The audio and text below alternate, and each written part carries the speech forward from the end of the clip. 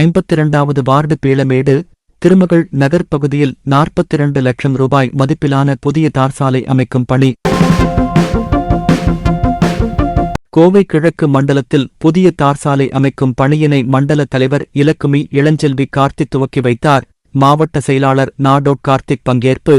கோவை மாநகராட்சி கிழக்கு மண்டலத்திற்கு உட்பட்ட 52வது வார்டு பீளமேடு திருமகள் நகர் பகுதியில் 42 லட்சம் ரூபாய் மதிப்பிலான புதிய தார்சாலை அமைக்கும் பணியினை கோவை மாநகர் மாவட்ட செயலாளர் நா.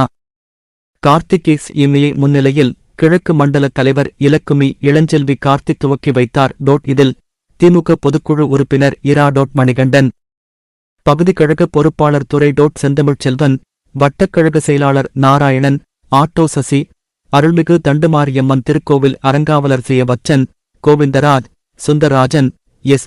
ரங்கதுரை, குடை ஆறுமுகம், திரிஜித், ராஜலட்சுமி, திருமகள் நகர் நலச்சங்க நிர்வாகிகள் உள்ளிட்ட பலர் கலந்து கொண்டனர்.